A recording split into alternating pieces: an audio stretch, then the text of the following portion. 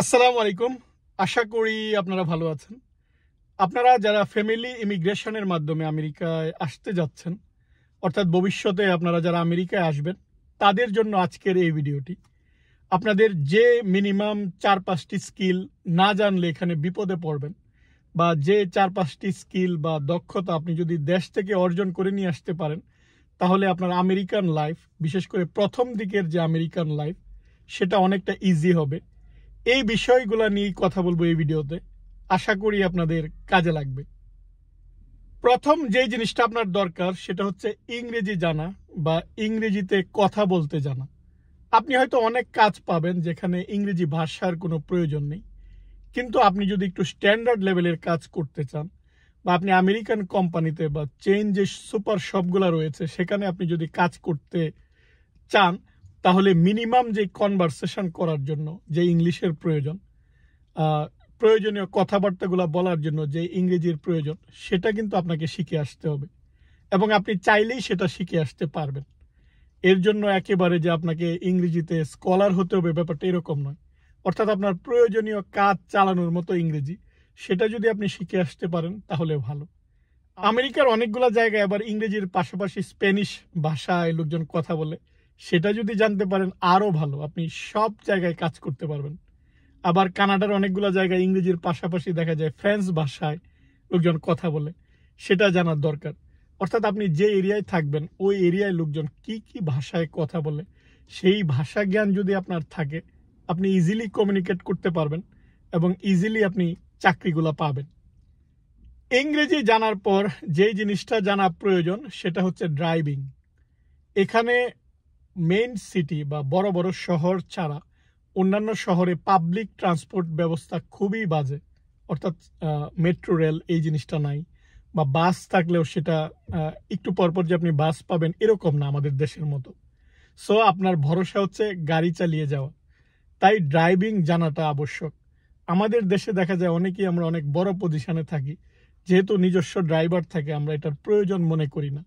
এখানে আপনার ড্রাইভার আপনি রাখতে পারবেন না, বা ড্রাইভার থাকে না, সেটা যদি আপনি ক্যাপাবল হন তবুও সেটা অনেক খরচ। তাই আপনাকে নিজেই ড্রাইভ করে কাজে যেতে হবে।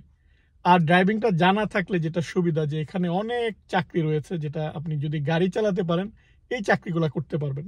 উবার সার্ভিস যেটা বলি, বা লিফট বা ফুড ডেলিভারির যে জব, বা ভিন্ন বিভিন্ন রকমের পণ্য পরিবহনের যে কাজগুলো, সেটা আপনি ইজিলি পাবেন এবং অনেক ইনকাম। এখন এই জিনিসটার জন্য আপনার ড্রাইভিং প্রয়োজন।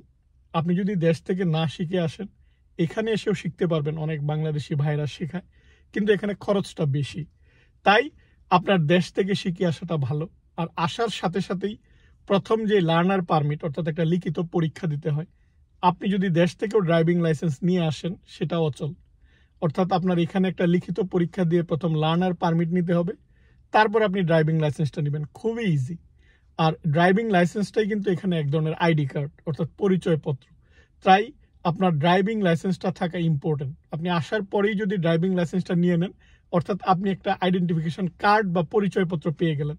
তাই আমি সবাইকে উপদেশ দিই যে আসার সাথে সাথেই প্রথম যেই কাজটা করবেন সেটা হচ্ছে ড্রাইভিং লাইসেন্সটা নিয়ে নেবেন, সেটা আপনার প্রয়োজন থাকুক আর না থাকুক। ৩ নাম্বার যে জিনিসটা দরকার সেটা হচ্ছে, যেহেতু বর্তমানে প্রযুক্তির যুগ, প্রযুক্তির সাথে যেন আপনার একটা সম্পর্ক থাকে। আপনার যেই কাজগুলা করতে হয় কম্পিউটারে বা ল্যাপটপে, আপনি যদি একটু কোথাও অফিসিয়াল জব করতে যান, তাহলে এই জিনিসটা দরকার। মিনিমাম যে নলেজগুলা লাগে সেটা যেন আপনার থাকে। তারপর অ্যাপস ভিত্তিক যেহেতু অনেকগুলা কাজ, বা আপনার ব্যাংকে যে আপনি টাকা রাখবেন সেটাও আপনি অ্যাপসে মনিটর করবেন। এখানে দেখা যায় যে অনেক সময় অনেক স্ক্যামিং হয়, বা অনেক সময় দেখা যায় ব্যাংক থেকে আপনার ক্রেডিট কার্ড হয়তো কেউ একজন ব্যবহার করে ফেলছে, সেটা সাথে সাথে অ্যাপসের নোটিফিকেশন আসে। এই জিনিসগুলো আপনাকে কিন্তু আপডেট থাকতে হবে, বা আপনি যেন এই অ্যাপসগুলো চালাতে জানেন। বর্তমানে সোশ্যাল মিডিয়ার যুগ, আমরা সবাই এর সাথে অর্থাৎ আমরা জানি, এর সাথে আমরা যে নলেজটা থাকা দরকার এই নলেজটা আছে, আমরা সোশ্যাল মিডিয়ার সাথে সম্পৃক্ত। তবু যেই বেসিক যেই নলেজগুলা দিয়ে, অর্থাৎ আপনার যে চাকরিতে মিনিমাম যেই নলেজগুলো আপনার লাগবে, যদি দেখেন যে আপনার কমতি আছে, তাহলে দেশ থেকে এটা শিখে আসবেন। কারণ অনেক সময় আমাদের জেনারেশনের আগের জেনারেশন, তারা দেখা যায় যে প্রযুক্তিকে অনেক সময় অ্যাভয়েড করতে চায়, কিন্তু এখানে আপনি অ্যাভয়েড করতে পারবেন না। এটা আপনার জানতেই হবে, এর সাথেই আপনাকে সাথে নিয়েই আপনাকে কাজ করতে হবে। তাই প্রযুক্তির যে জিনিসগুলো আপনার এখানে না জানলেই নয়, সেই জিনিসগুলো একটু জানার চেষ্টা করবেন।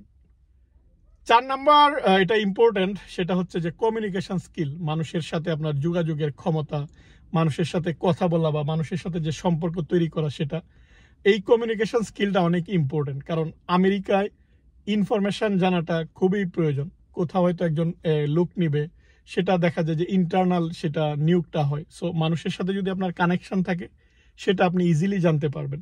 আমি আমার আগের একটা ভিডিওতে বলেছি যে কি ধরনের মানুষ থেকে একটু দূরে থাকবেন, কিন্তু এই ধরনের মানুষ দেখা যায় কোথাও 0%, কোথাও 1% বা কোথাও 2%। আমাদের বাংলাদেশি হেল্পফুল মানুষ কিন্তু বেশি।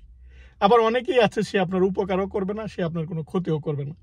কিছু মানুষ যেমন ক্ষতিকারক, আবার বেশিরভাগ মানুষই সে ক্ষতিও করবে না, উপকারও করবে না। কিন্তু কিছু মানুষ আছে যারা উপকার করে, সেটা হতে পারে 10%। এই উপকারী মানুষগুলোকে আপনাকে খুঁজে বের করতে হবে, যে যারা আপনার বিভিন্ন কাজে আসবে, যারা আপনার বিপদে কাজে আসবে, এদের সাথে সম্পর্কটা রাখা। এরকম মানুষ যদি অল্প হয় আপনার সার্কেলে, সেটাও কিন্তু ভালো। কিন্তু এই যে কমিউনিকেশন নলেজটা বা এই যে যোগাযোগের বা কারোর সাথে একটা সম্পর্ক রাখা, খোঁজখবর নেওয়া, সেটা হয়তো আমরা অনেক সময় মনে করি যে এটা লেস ইম্পর্টেন্ট, কিন্তু এটা অনেক বেশি ইম্পর্টেন্ট। কারণ আপনার যদি কমিউনিকেশন স্কিল ভালো হয়, আপনার যদি নেটওয়ার্কে অনেক পরিচিত মানুষজন থাকে, তারা কোনো না কোনো সময় কিন্তু আপনার উপকারে আসবে। এবং সেটা যদি আপনার দেশ থেকে তৈরি করে নিয়ে আসতে পারেন, ভালো। আর যদি দেশে নাও থাকে, এখানে আসার পর এই নেটওয়ার্কগুলা বা এই মানুষগুলোকে আপনি খুঁজে বের করবেন, এই মানুষগুলোর সাথে সম্পর্ক তৈরি করার চেষ্টা করবেন। সেটা আপনার আমেরিকান লাইফটা অনেকটা স্মুথ করে দেবে, অনেকটা ইজি করে দেবে। সামনে আপনার কি কি প্রয়োজন হতে পারে, আপনার কি কি জিনিস আপনার লাইফটাকে ইজি করবে, তারা এই পথটা দেখিয়ে দিবে। আমি চাইলে একজনকে যেমন ভুল পথেও পরিচালিত করতে পারি, আবার আমি চাইলে একজনকে সঠিক পথেও পরিচালিত করতে পারি। সো আপনাকে এরকম মানুষ ঠিক করতে হবে বা এরকম মানুষের সাথে সম্পর্ক করতে হবে যে আপনাকে সঠিক পথে পরিচালিত করবে। 5 নাম্বার যেটা, সেটা লেস ইম্পর্টেন্ট বাট কখনো কখনো ইম্পর্টেন্ট, সেটা হচ্ছে রান্নাটা একটু শিখে আসা। কারণ অনেক সময় দেখা যায় যে এখানে নিজের কাজগুলো যেহেতু নিজেই করতে হয়, আমরা অনেক সময় রান্নার সাথে সম্পর্ক রাখতে চাই না। কিন্তু আপনার এই সম্পর্কটা বা এটা আপনার বেসিক যদি আপনি শিখে আসেন, অনেক প্রয়োজন। বা এখানে আসার পর অনেকেই শিখে ফেলে এবং অনেকেই এক্সপার্ট হয়ে যায়। কিন্তু আপনারা যদি শিখে আসতে পারেন, সেটা ভালো। কারণ যত দ্রুত এসে এই পরিবেশের সাথে আপনি অ্যাডজাস্ট করে ফেলবেন, তত সহজ হবে কিন্তু আপনার জীবন। তা না হলে যে কথাগুলো বললাম, সেটা কিন্তু আপনার এখানে এসে ঠেকে ঠেকে শিখতে হবে। ফলে আপনার এখানে একটা ইম্পর্টেন্ট জিনিস হচ্ছে সময়টা আপনার নষ্ট হবে। তাই দেশ থেকেই যদি আপনি প্রস্তুতি নিয়ে আসেন, এখানে এই সময়টা নষ্ট হবে না, আপনি ইজিলি এই পরিবেশের সাথে আপনি মানিয়ে নেবেন। এখন অনেকে হয়তো বলবেন যে আমি তো দেশে অনেক আমার যোগ্যতা, দেশে আমি অনেক বড় চাকরি করেছি, আমি কেন ছোটখাটো চাকরি করতে যাব, বা এই ছোটখাটো জিনিস আমার জন্য কেন ইম্পর্টেন্ট? আপনি হয়তো অনেক বড় পজিশনে ছিলেন, কিন্তু আপনি যখন ফ্যামিলি ইমিগ্রেশনে আসবেন, আমি ধরেই নিব যে আপনার বয়স অনেক বেশি হয়ে গিয়েছে।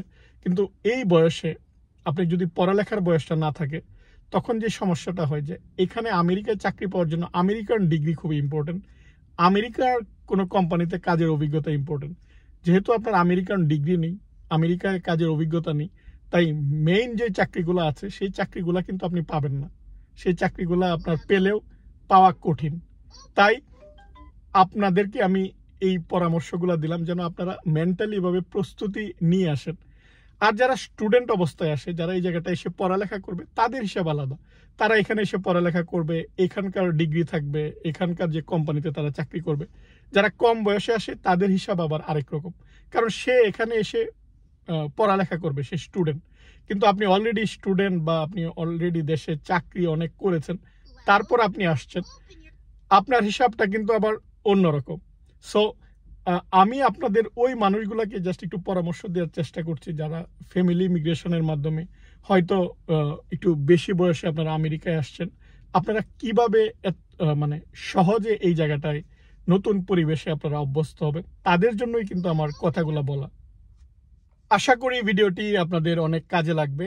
আর আমার যারা আমেরিকার দর্শক, আপনারা যারা প্রথম আমেরিকায় আসার পর যে সমস্যাটা ফেস করেছেন, বা যেই জিনিসগুলো জানা থাকলে আপনাদের লাইফটা অনেক ইজি হতো বা স্মুথ হতো, আমি যেই কথাগুলো বললাম এর বাইরেও যদি আপনাদের মনে হয় যে এই জিনিসগুলো জানা প্রয়োজন, বা যারা নতুন অবস্থায় আমেরিকায় আসবে তাদের এই জিনিসগুলো জানা থাকলে এখানকার লাইফটা অনেক স্মুথ হবে।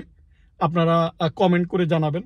আমি আপনাদের যেই মন্তব্যগুলো সেটা আবার নতুন যারা আসবে তাদের কাছে পৌঁছে দিব। আপনাদের স্বপ্ন সফল হোক। আপনারা সবাই ভালো থাকবেন। আল্লাহ হাফিজ।